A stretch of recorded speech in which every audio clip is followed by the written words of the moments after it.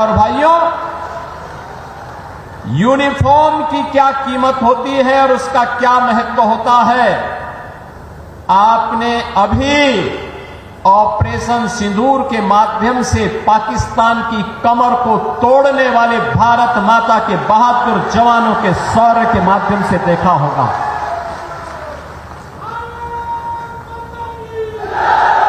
आपने देखा होगा कैसे प्रधानमंत्री मोदी जी के मार्गदर्शन में भारत के बहादुर जवानों ने पाकिस्तान को चारों खाने चित्त करते हुए उसको उसकी ही औकात में लाने का काम किया है।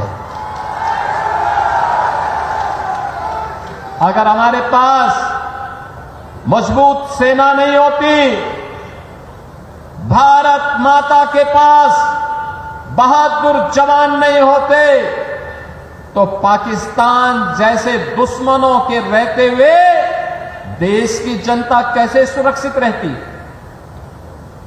कैसे सुरक्षित रहती।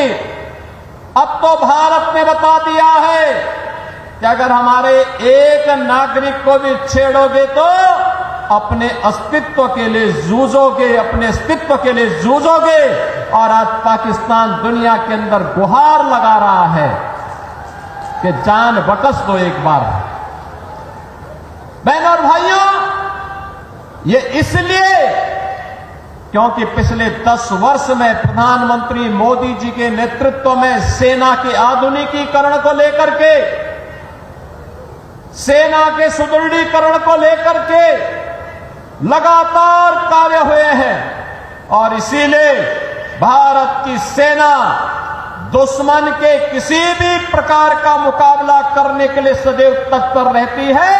अगर कभी दुश्मन ने कोई जरूरत की तो उसके घर में घुस करके उसको मार करके उसका काम तमाम करने की पूरी क्षमता भारतीय सेना के पास है। बहनों और भाइयों, जो काम देश की सुरक्षा के लिए सेना का है, उसी प्रकार का कार्य आंतरिक सुरक्षा में कानून का राज स्थापित करने में पुलिस की हुई होती है। याद करिए 2017 के पहले का उत्तर प्रदेश कोई सुरक्षित नहीं था।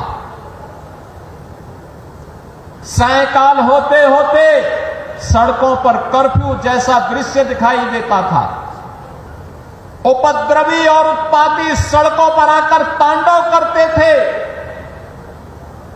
न बेटी सुरक्षित थी, न व्यापारी सुरक्षित था।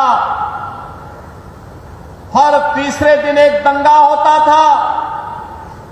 पर्व और त्योहार के पहले ही लोगों के घर में, लोगों के मन में एक आशंका आ जाती थी, पता नहीं अब क्या होगा, अब क्या होगा। प्रदेश में विकास ठप हो गया था। एक तरफ उपद्रव और दूसरी तरफ अंधेरा। इन दोनों के बीच का समन्वय था समाजवादी पार्टी और पहले की 2017 की पहले की सरकारें। वे गुंडों के साथ मिलकर के प्रदेश में अराजकता फैलाते थे, कानून के लिए संकट खड़ा करते थे। बेटी और व्यापारी की सुरक्षा के साथ उनके सुरक्षा के साथ खिलवाड़ करते थे, सज्जनों को प्रताड़ित करते थे, दुर्जनों का महिमा मंडन करते थे। यही पिछली सरकारों का कार्य था। और जब विकास एजेंडे में नहीं होता है तो फिर सरकार कुछ कर नहीं सकती। याद करिए, कासगंज जनपद का निर्माण 2008 में हुआ था। 2008 में बहुजन समाज पार्टी की सरकार थी। उसके बाद 5 वर्ष समाजवादी पार्टी की सरकार रही। बहनों और भाइयों, पुलिस लाइन, जो पुलिस की व्यवस्था की बुनियादी आवश्यकता होती है, इसके लिए न जमीन दी गई, न पैसा दिया गया। और केवल कासगंज नहीं, उत्तर प्रदेश के